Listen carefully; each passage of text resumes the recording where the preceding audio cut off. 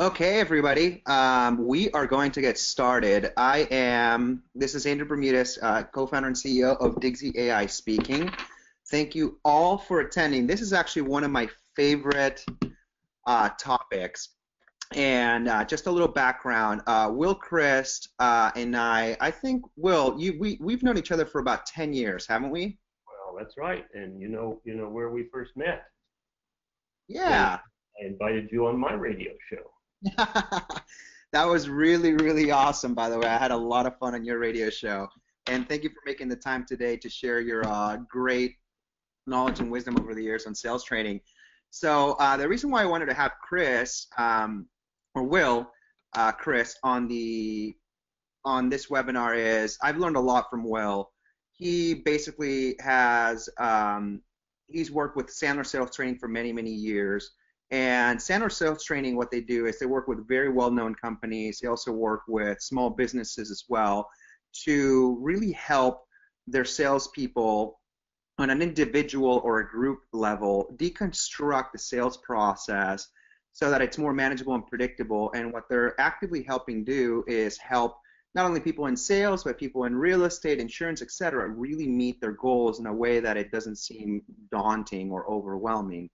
So what I like to call it, and I'm not sure what you call it, Will, but I like to call that sales science in the way that we take data and we're able to deconstruct it, and basically we're able to eat the elephant at, one bite at a time in a specific timeline, but we end up eating the whole elephant, which is really the goal.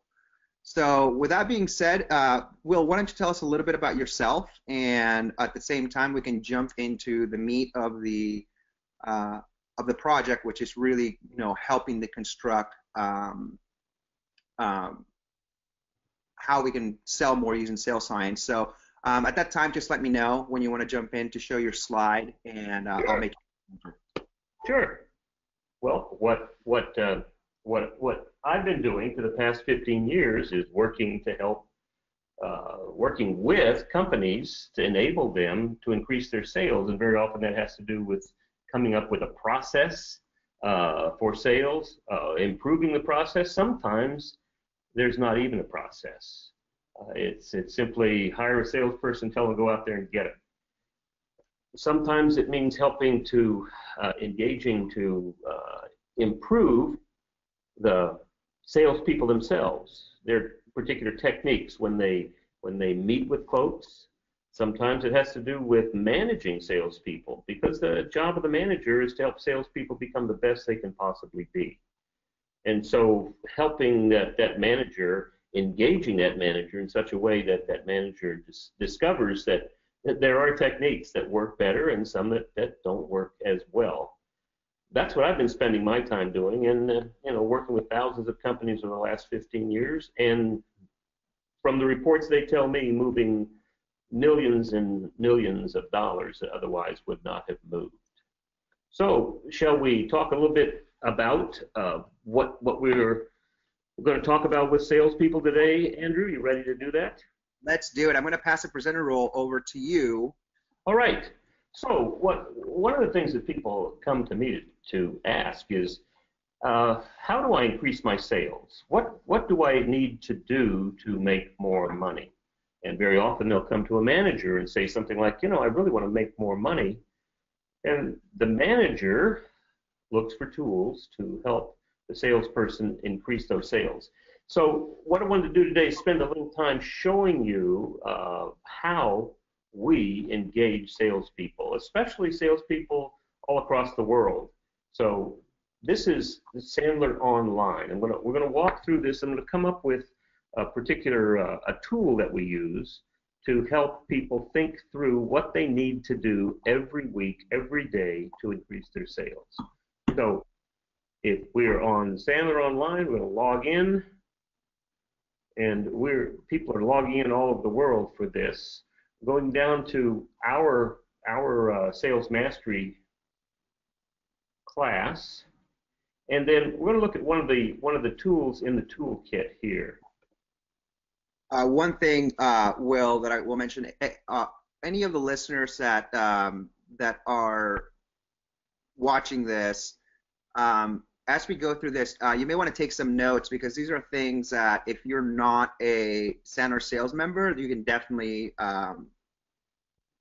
take advantage of them until, if you decide to go with Sandler at some point in time, or if you decide to do it on your own, this is all good stuff that you can actually, but just make sure you take a lot of notes during this webinar.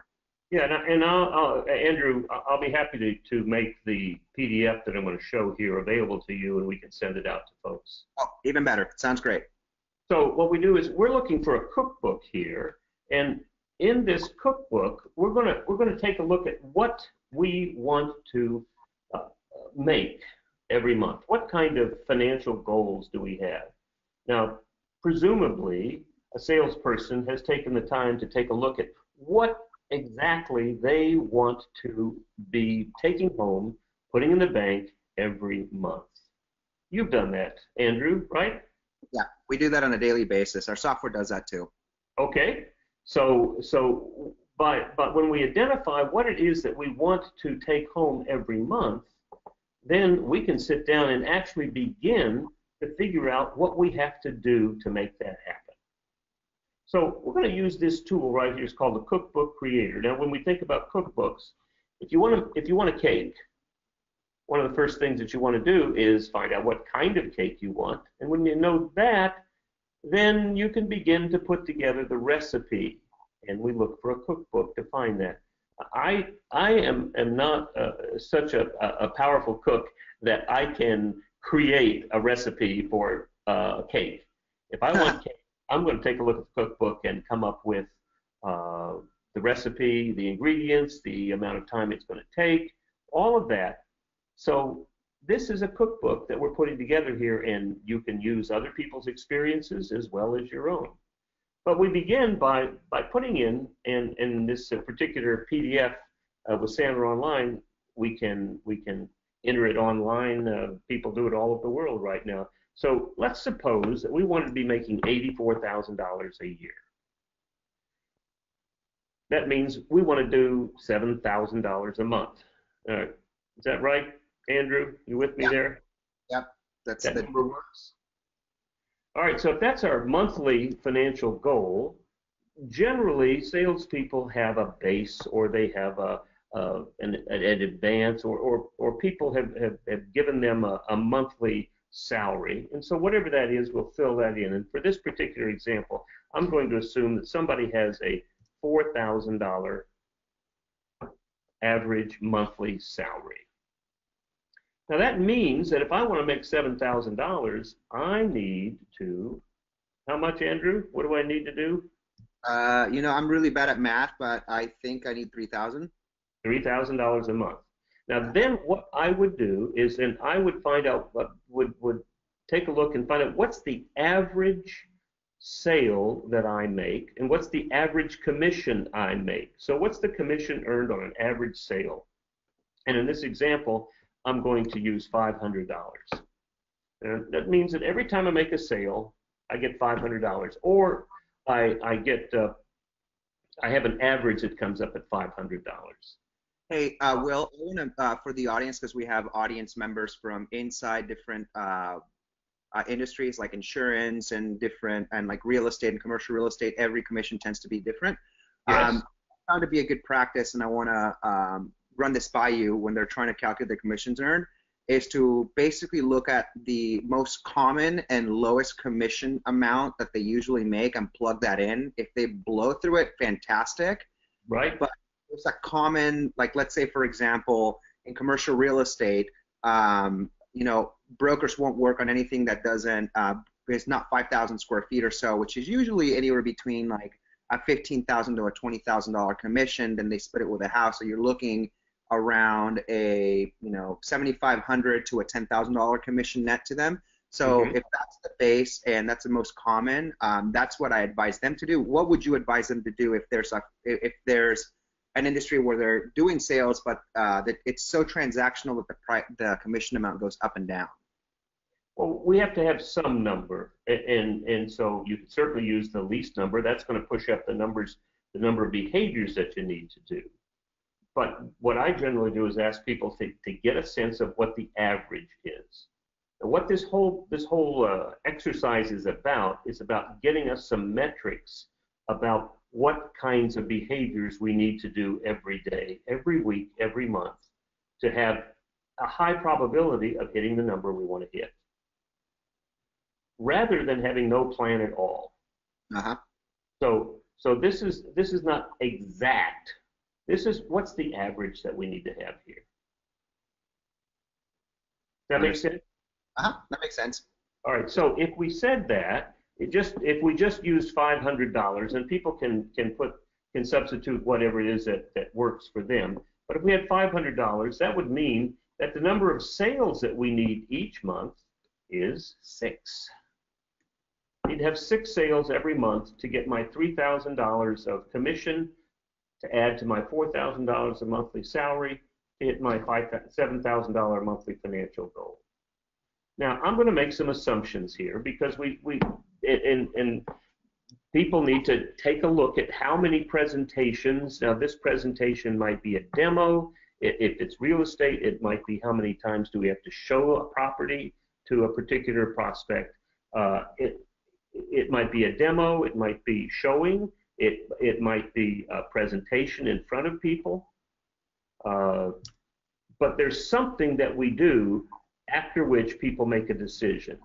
And so what we want to do is find out. And it's not figuring, it's really look at our figures. If we don't have figures, then we can take a month or two and start discovering what the figures are. So I'm going to make an assumption here that in this case, it takes 2 presentations. I need to show show property 2 times, and not 2 times, but I need to show 2 different properties to make 1 sale. Or I have to make a presentation to 2 different people, to 2 prospects in order to get 1 sale.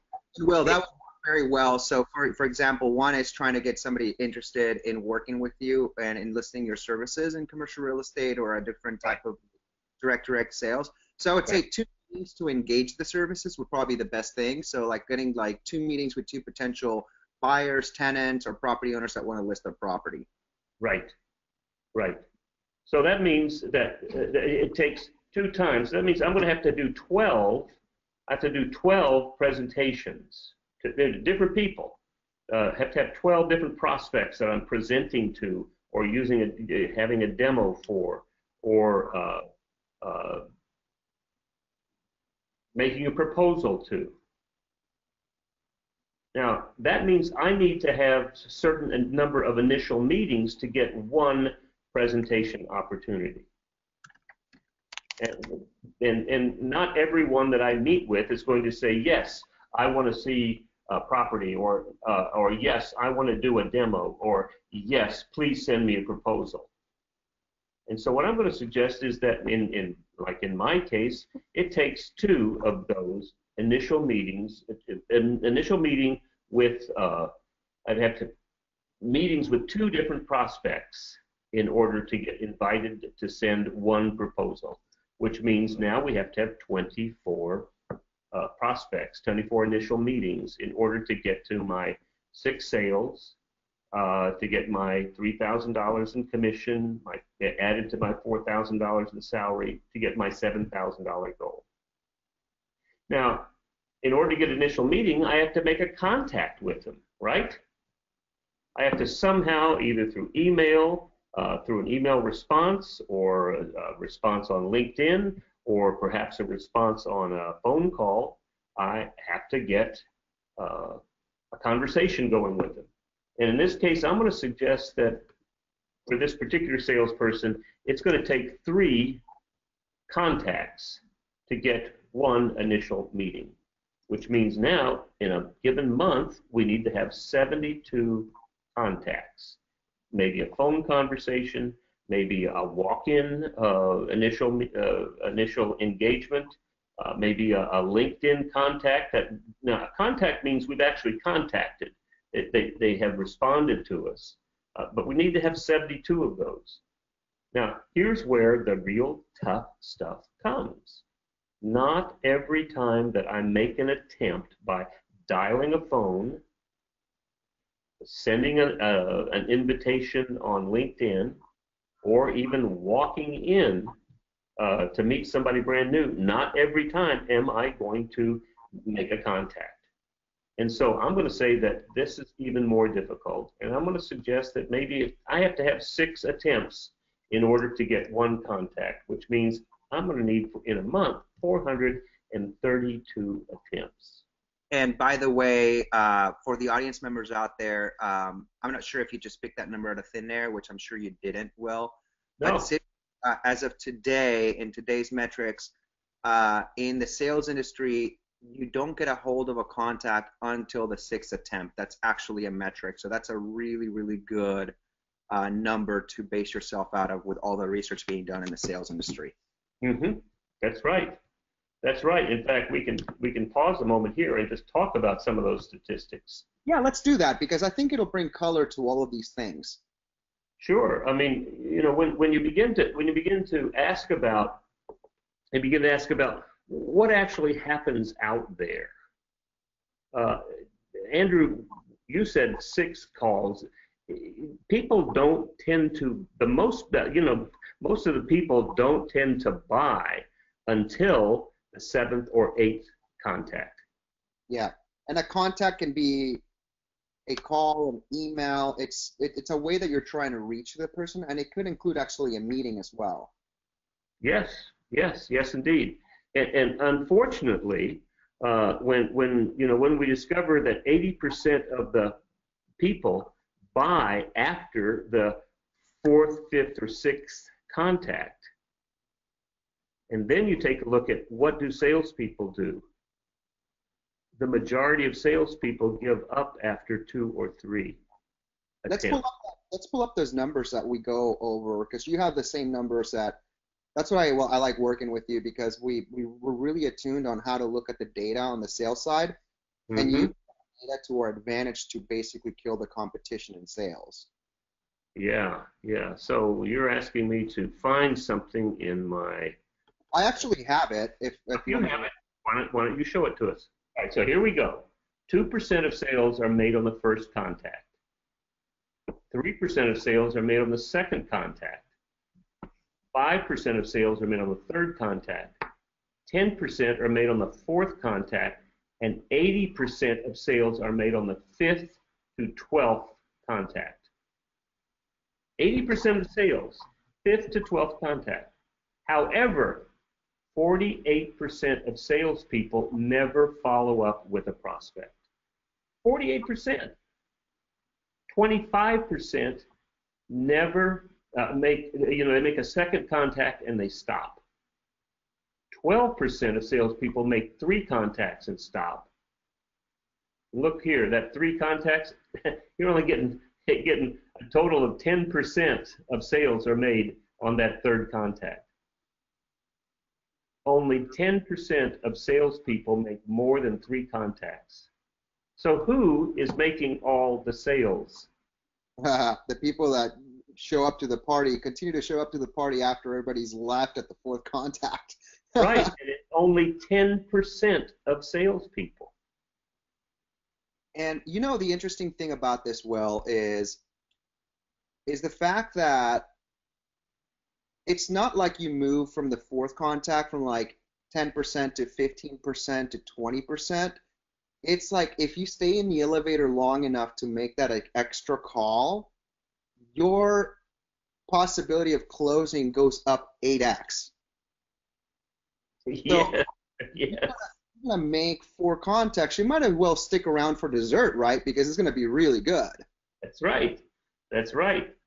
Absolutely. All right, now, to get back to where we were, so if we said it takes 6 attempts to make 1 contact, that's 432 times. Now, that may sound like a large number, but let's take a look at what that might mean. So if we had, in a given month, if we said we had 20 days, which will vary from month to month, but we have 20 days that we can actually sell. Now, 20 days to make 432 contacts. What's that come to? Let me take a look here. 432. So you're gonna do about, that's so manageable. You're doing 21 outreaches Uh-huh. in a day. 21.2 a day. Now, granted, you're going to make, these other behaviors that you're going to do, but you can track these on your scorecard.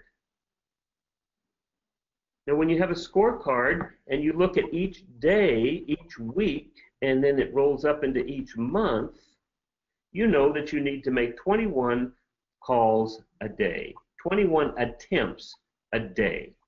Now, what does that take? Maybe 2 hours at the most? To do what specifically, Will? To make the actual 22 calls? It might be sending out an email to somebody. It might be finding somebody on LinkedIn and attempting to get in touch with them. It might be a phone call. It might be a walk-in. But these are all, now, no, we all know that nothing happens in a company until a sale is made, right? You've heard that, Andrew. Absolutely. Nothing happens in a company until a sale is made. At the same time, no sale happens until there is an initial contact with somebody I haven't met before. Now, maybe I'm an account manager, and these are people that I have talked with before, but I have to make that contact to be open to the possibility that they have a need, they have a desire, that they have some real pains and real issues that they want to solve, want to get rid of.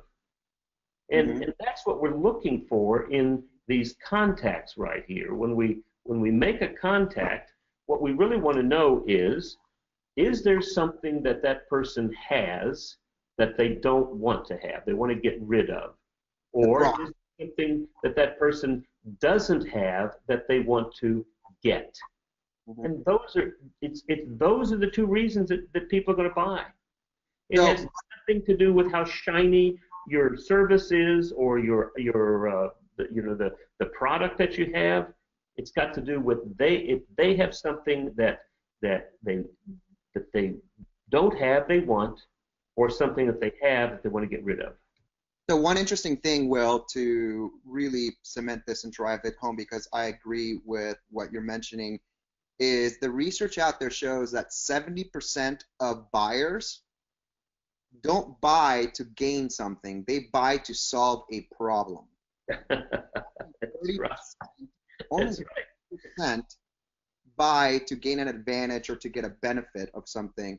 So imagine you can get double the pop if all you're doing when you're cold calling, let's say, for example, we sell sales software.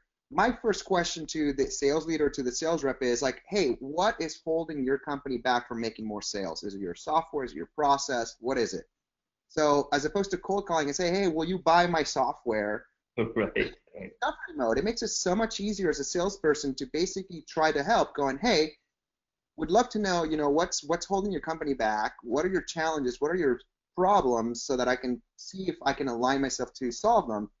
If my software doesn't do it, then I just move on to another prospect, because it's just an uphill battle. That's right.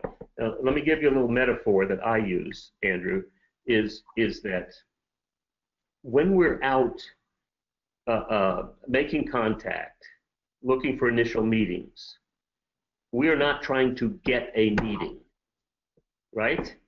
We try to get a meeting, then somebody is going to resist us getting that meeting, and then we get into this strange game.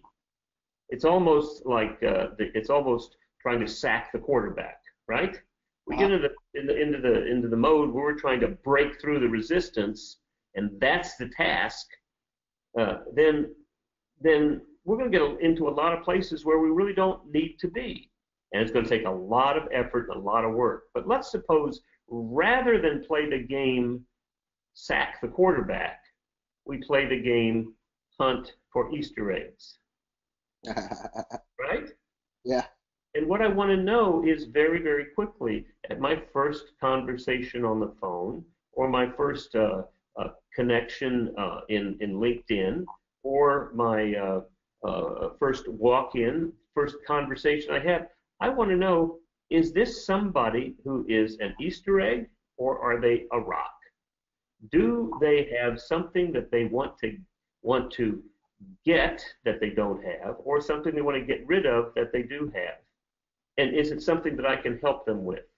That's what I'm looking for. And I'm out looking, and if this is not an Easter egg but a rock, I'm going to leave it there. Sometimes those rocks have a way of turning into Easter eggs. I don't know how, but they do. But I'm looking for Easter eggs right now. And you know the numbers, right? Mm-hmm. You know the numbers of how many people right now are interested in buying. You know that number? Yeah, actually, active in the market is only 3% out of the whole pie. That's right. You've got it. 3%. Right? Now that you know, let's be generous, and maybe it's 5. maybe it's even 10, but it is not a large number of people. So that means that we are not trying to get here, we are not trying to get a meeting with everybody that we make contact with. In fact, we're not trying to we're not trying to make presentations to everybody we have an initial meeting with. What we want to do is discern very quickly whether or not they have a problem. Now, lots of people have problems, far more than the 3%, but we're looking for people who have problems and they want to solve them now. Right. Right? Uh-huh. And there's all sorts of reasons that they may have the problem and not want to do it right now. You know, our company's going bankrupt. We've got other issues. We've got to replace salespeople right now. All sorts of things that get in the way of that have higher priority than solving this particular problem. But that's what we want to discover, or we're going to be wasting a lot of time. So when we have this kind of cookbook, and of course, all of these numbers get arranged to what actually works in your marketplace. But when we have this kind of cookbook, then we can put together a spreadsheet that says, in effect, how many attempts did I make today? How many contacts did I have this week? How many initial meetings did I have this week? How many presentations did I have this month? And if they don't fit these numbers here, then the chance that we're going to get here is not very high. So, Will, this is something that sales reps struggle with quite a bit, and even more sales leaders. So, for example, if you take a look at the adoption of CRM, and you know, as salespeople, we want to track this stuff, but we're out on the field, we're calling and doing the scorecard. It's just not only inconvenient, but we don't get the immediate ROI out of it. And I know that your students struggle keeping the scorecard, probably not as much as other, you know, as the organization themselves. But CRM adoption, for example, is supposed to keep track of these things for the sales rep. Mm-hmm. But adoption is only 70% of salespeople reject because it's so much. And what I like to do is not plug Digsy AI, but this is actually something that can help not only achieve more than these 20 reaches that you have to do in this case scenario, but it can basically automatically track all of your scorecards for you. So what I'm going to do is I'm going to pass the presenter so I can show my screen really quickly and then bring it back. Is that okay? Yes, and I wonder if at some point we might want to take some questions. I think we will after this, and then we've done a few questions already. Okay, go ahead. Let me make myself the presenter. One thing we do at Digsy AI is we give you it's not a CRM, even though you can use it as a CRM, but it's actually a very good tool for you to prospect. For example, all these contacts here that I created, I didn't have to manually enter them. I just took a picture of the business card, and we have a service that notifies you right away that it's being transcribed. And we have multiple people throughout the world who immediately start transcribing cards at the same time, so you get them done quickly, and then I get an email saying, hey, all of your prospects are in here. So my inbox is contact that I haven't touched, so maybe I load up 21 of them, or maybe I load up a database of a few hundred, and then I go, okay, I got to make 22 touches today. So I can easily follow up with each one of these people, and I can set defaults for an initial outreach, like, hey, it is an initial cold outreach. And then, for example, I have a template I've done for my business and our approach, and I can tweak it, and I can create many sales templates just by going to my account. And for example, I'm going to go here and I'm going to create a Will template for you. And I can do this in like a matter of like less than 1 minute, right? So I go, Will is awesome. And I go, hi, Will. And I can say, okay, mention your first name, Will. You know you're awesome.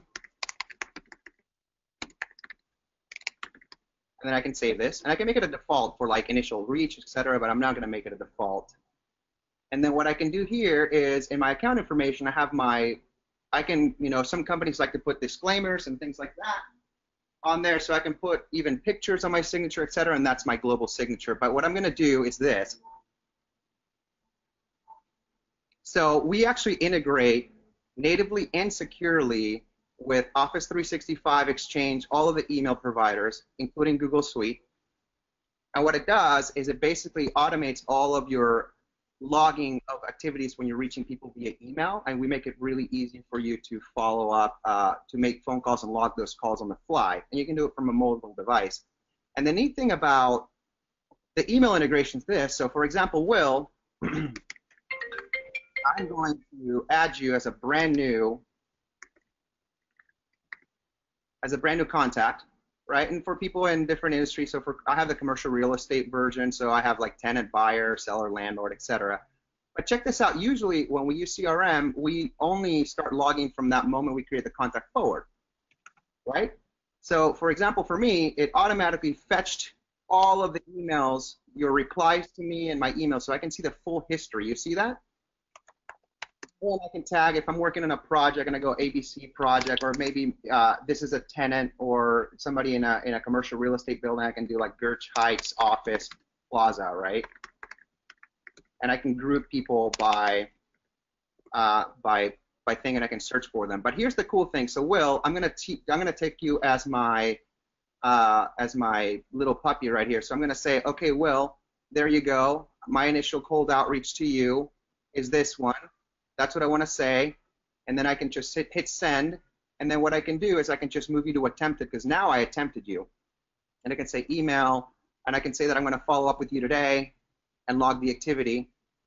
And then what's going to happen is on the day that follow-up is due for me, I'm going to get an email in the morning saying who I have to follow up with, and I can actually just press the link, and it'll bring me to the screen right here where I can view your contact profile and either call you or email you right away. And I can see all my follow-ups for today right here, and I can quickly follow up with everybody here. So I can send emails like I mentioned earlier, or I can pick up the phone and call you, and then I can do that. So what the system's doing in the background, which is very, very powerful, is it's actually going and fetching and tracking all the activities. So for example, if I'm going to go into the metrics here, I will not only be able to see my own metrics that it's tracking. So today is the 4th, so let's do this today. It's the 4th through the 7th. And I can see there's one prospect contacted, and it was Andrew Bermudez. You see that?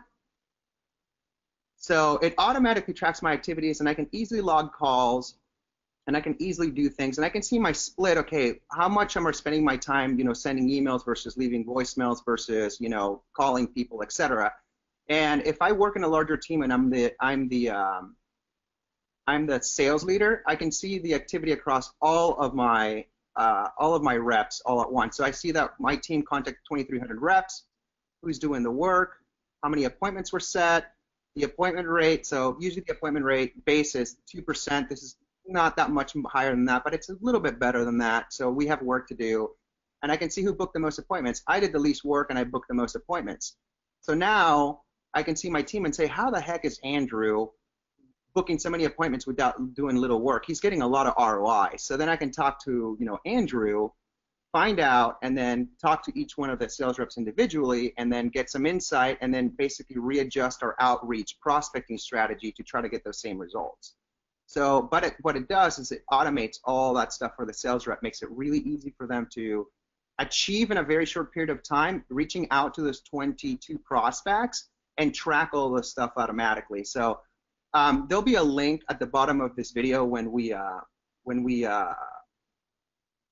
when we publish it for the Digsy AI. Anybody can get a 14-day trial and give this thing a try, but I would suggest that if you want to just be very productive, it allows you to even blow that 22 number. You can probably, we've timed ourselves, and if you're just doing email follow-up, usually you can follow up with 12 prospects in under 60 seconds. So you can get a lot of lift on that,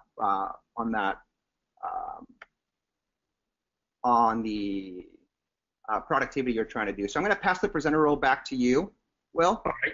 All right.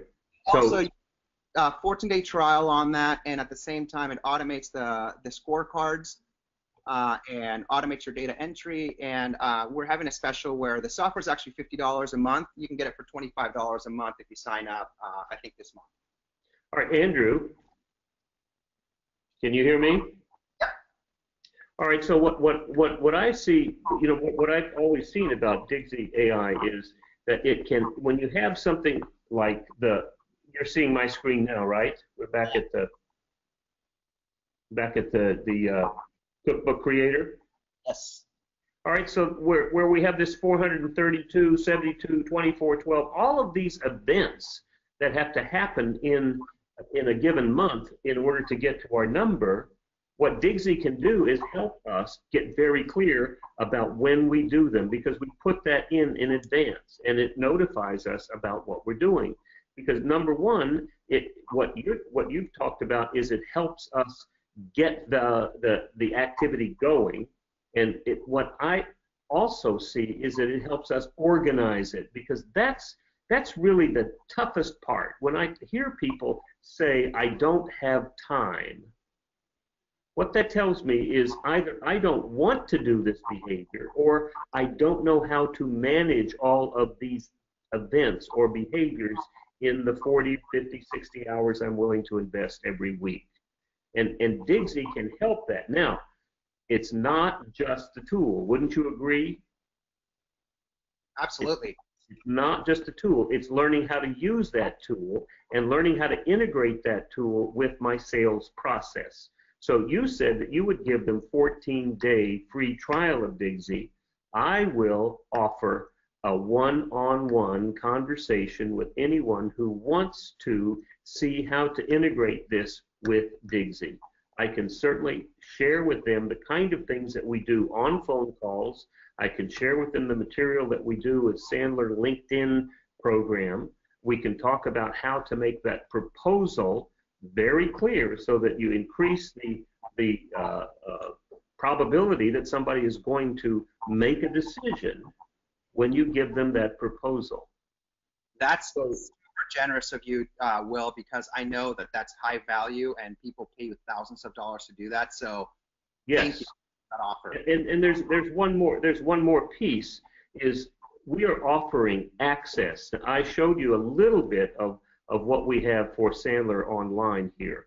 There are thousands of hours of audio, video, and material like I just showed you in terms of resources. Now, this we normally share with people who are in our program. They meet weekly with us. They spend 2 days getting ready to start, and then they use this as the resource for them. We are making an offer to people for 1 year access to Sandler Online. We're making it available for $500. Oh, wow.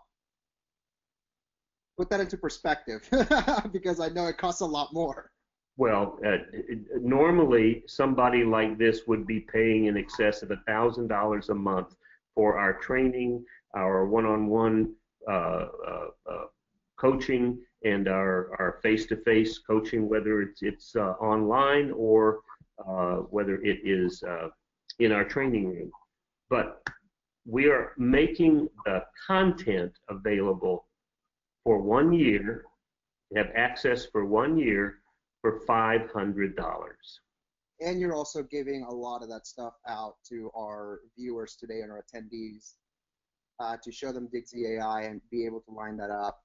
That's gratis, right? That's basically just complimentary? Yes. Okay. And this webinar, guys, is not supposed to be a pitch or any of this stuff, but we know that we can show you this stuff. and show you the numbers, and I guarantee you, you'll probably go tonight and you're all excited and you write down all these numbers and you go, hey, I have to make 400 or 500 calls. And then as you start doing it, then you're going to go, oh, crap, it takes so much time to do all this stuff. And the reason why we're presenting these tools and these resources is because we know it's hard. Completely up to you if you want to take up on it, but trust me, I've known Will for many, many years. He's been a mentor of mine. In addition to a friend, you've always mentored me and you've helped me with my startup. So thank you for that. You've been very generous, very giving, but it's really transformed my life. So I want to thank you for that. And I know that you guys have great success stories because you guys are one of the top sales training institutes in the U.S. Well, I would like to suggest that our fastest growing area is in the world. We have 250 offices around the world. Perfect. So let's take it up to questions. So I'm sure the audience will have questions right now. So how about we get, so Susan has a question, and it says, could we take advantage of the one-on-one coaching and the 14-day trial software? The answer is, Susan, absolutely. We'll reach out to you after this and get you all set up, and we'll make sure to CC Will on this so that you can do that. So we'd be happy to, and we look forward to helping you crush it out there. Matt Flory looks like he raised his hand. Yeah, so if we have to make that many attempts to reach out to someone, how do we do that without irritating the client or being the prospect? I mean, how do we do it in a way that we're not offensive? Yeah, so that's a very, very good question. So you just like, I'm going to rely on Will to give you more color. Sure. Because that's not unusual. That's not unusual. In fact, we talked about that just last week in our training here in Santa Ana. So Matt, one of the things that you want to do is have a series. If you're talking about trying to get through to one particular person, is that what it is? Multiple times to one person who hasn't answered, who hasn't spoken? Yes. All right. So what we want to do is make sure that what we're doing is we are trying to find out if, in fact, they are an Easter egg, right? If they have a problem that they want to solve. Would you agree? Yes.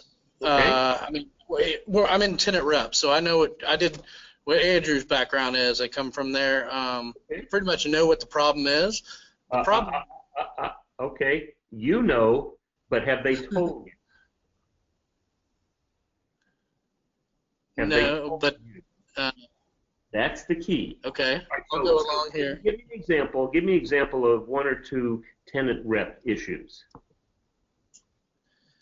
They have an upcoming lease renewal. All right. They're growing. All right. So they know they have an upcoming lease renewal, right? Right. All right. So the call might sound something like this. This is what we call an example of our no-pressure cold call, right? And I'll be happy to talk with you about it offline if you want to. But I'll be calling you. Hi, I'm leaving a voicemail. Hi, Matt. This is Will Crist. I work with CBRE Real Estate. We help tenants find the best possible place at the best possible price. Now, tenants come to us when they are very much aware that their lease is coming up and they don't know what they're going to do yet. They're also coming to us because they're frustrated because they haven't found an ongoing relationship with a realtor, a commercial realtor that they can depend upon. Now, I don't know if you have any of these issues. If you do, I'd be happy to talk to you about them. that's it. That's worked very well.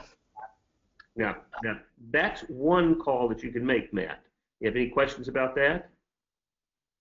Well, most of these people do. 99% of people that I'm calling already have a broker and I've got to beat that relationship too. Right. Now, why? All right. Now, let's decide whether it's going to be try to sack the quarterback or find the Easter egg. Right. The sack of the quarterback sounds like I've got to beat that other person. Right. Is that fair? Okay.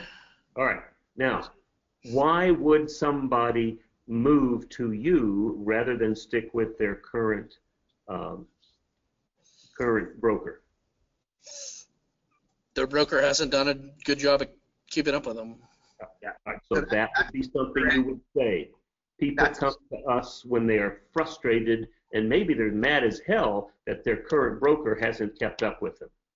Yeah. And that's a voicemail, Matt. So I'll add a little bit of color to that's worked out for me. So when you approach it from a way that you're trying to, so first of all, if they're happy with their broker and you're calling them, you're wasting a lot of time, because you're not getting any signals you're not getting any feedback on the other end that there is a light at the end of the tunnel. But if you get them on the phone or you leave a voicemail and you structure it in a way that, okay, when are the opportunities for me that I can actually insert myself in the transaction, right? What you're trying to find out is, hey, are they dissatisfied with their current broker relationship? Do they not have a broker relationship? Is their lease coming up for renewal, but they're outgrowing and they're landlocked, meaning that there is no space around them? So being landlocked or growing fast and not having flexibility on the real estate, that's a problem. So you want to discover that problem. And the other problem that you're trying to discover is if they do have an active broker relationship, is there a problem in that relationship?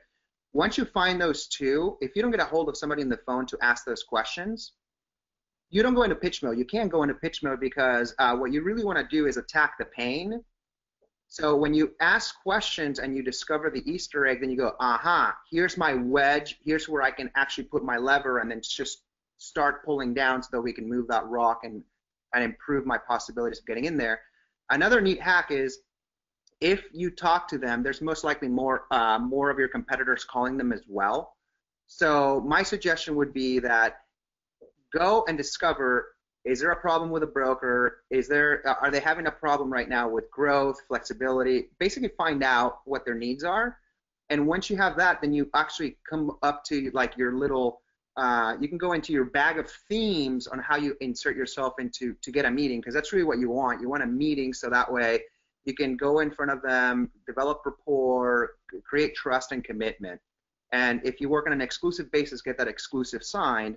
But you can do that. Now, the interesting thing as well, which we haven't talked about, is that if you do find an opportunity, the way that you can short circuit getting yourself in there is by going on LinkedIn, finding that person on LinkedIn and seeing how you're connected to that person.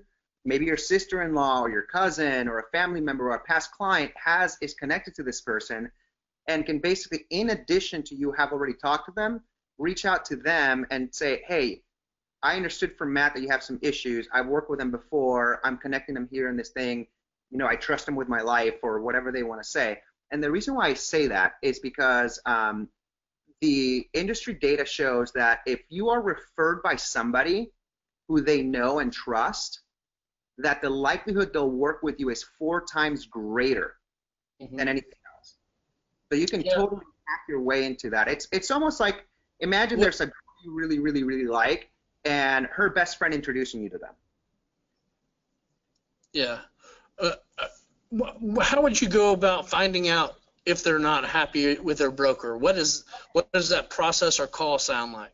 All right, Matt. Listen to that. What the issue is that when we're putting together this 30-second commercial, right? What we look at is what you offer.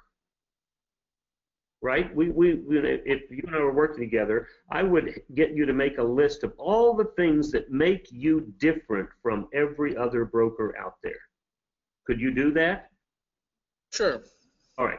And once you had 5, 10 things that set you apart, then what you're looking for is somebody who wants that because they don't have it right now. Does that make sense? Yes. All right, so you said one could be, people come to me when they are frustrated because their current broker is not servicing them. Correct? Correct. What would be another service another thing that sets you apart? The ability to service the account from start to finish, basically help the client with anything they need, from operating expense audits to just an ongoing level of service. So Another reason that people come to me is because they're really frustrated. They keep the current relationship they have. They keep getting pushed around to various people in the organization. They're looking for somebody who can take it from start to finish. Those are the kind of things that go in there. And how are you going to find out if they have those? If they have them, they will talk to you. So one thing I want to make clear, Matt, that I think will be very helpful and hopefully provide some insight and a little bit of a pop in your effectiveness is the example we're giving you right now is when you don't get them on the phone and you got voicemail. So one thing that I know based on the data that we collect is that phone calls and that personal connection works better. And the reason it works better is because now everybody's abusing email. And a lot of emails are robotic, and it looks like it's coming from the agent, but it's really just a machine. And you can always tell because the way that they wrote the email is so generic and not tailored to that specific customer or prospect. But when you get them on the phone, just I would, like, when they actually pick up, I would say, hey, Matt, hey, I'll do it from my end. Hi, Matt, it's Andrew Bermudez over at, ABC Brokerage. Wanted to reach out in case you're having any issues with your existing relationship. I know you guys are growing, and wanted to see kind of what the challenges are on that side. I've been very successful at helping customers who come to me simply because of flexibility, space reasons, when they're outgrowing, coming up with creative opportunities for that. So I would just like to understand what you're going through right now. Would you mind sharing with me, or did you want to? Is it okay to chat right now? Or should we set up an appointment, or should I call you at a later time? But I'm really interested to see if we can add value, period. And then just stay silent and listen and take notes. And then once you get that information, if you are truly able to cater on that, then you can slowly address each one of those problems. But the whole goal is to get a meeting. It's not to sell on the phone, it's to get a meeting. You want to meet them face to face, belly to belly, and you want to be able to create that trust and rapport. But it's all about finding the pain. And let me also add something to it, Matt, that you could write down if you wanted to. It is the person who is doing the talking is not doing the selling.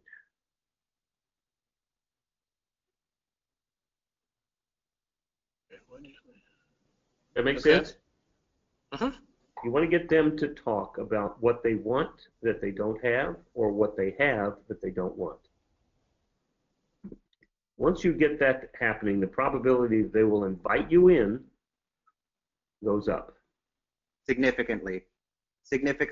Matt, like we mentioned earlier, sales stats don't lie. 70% of people buy to solve a problem, only 30 to gain something. So if I can get more than double the pop by finding out problems and solving them all day long, I'm going to do that, because I can completely ignore trying to sell my benefits of hey, you're going to gain somebody who does full service and this and that and all this other stuff, and I do this, I'm the best in the industry. My likelihood that I'm going to sell if I'm touching 10 people is only 3, but if I discover problems and I sell solutions, I can get 7 out of 10 who are in the market for that. All right, so let me ask you a question, Matt. Can I ask you a question? Sure. How many people out there who are leasing property? You're a leasing agent, right? Tenant representative. I represent companies. To lease space. The answer is yes. Okay. And so how many out there do you think right now would have a problem that they need to solve, and it's not being solved by their current brokerage relationship? Like a percentage? Yeah, that'd be fine. 1%? Yeah. All right. And how many out there? 99% of companies have a broker here. And they're happy with them. Well, and that's what I'm saying. Maybe 1-2%. All right. And how many opportunities are there? How many people out there are leasing property that you could service if they wanted you to? There's 300 million square feet in Dallas-Fort Worth, so a lot. So, all right. Well, come on, give me a number of people who, decision makers, people who have a relationship with a broker. Is that like 3,000? Is that 100,000? Is that 50? It's over probably a million. Or, yeah. All right. Now, what is even 1% of a million? Yeah. Yeah. I think the biggest problem is people say we have a broker, we're happy, and so you're saying that at that point I should move on from that person? No, I'll give you one last question to ask him. Right? You tell me you're happy with your broker, right, Matt? Yep. If there is one thing that your broker could do differently, what would that be? Okay. That's a good one. I didn't think about that one. But Matt, you're absolutely right. As soon as you recognize that this is a happy tenant, move on. Yep. Move on. And you're looking for that 1% of people who are really pissed off about their current brokerage relationship. Because that's the person you can help, right? Right. And Matt, yeah, go ahead, Matt. I was just going to say I have sold over a broker, let's say, over that objection, saying, hey, I've got better information on your building, and given proven statistics and information that has enabled them to take a meeting with me. And then when I get to the meeting, I've found that their broker relationship really isn't that strong. All right, so Matt, here's something that you can use that I was thinking about for you. You can put together some stories. Just the one you just told me a story, right? Right.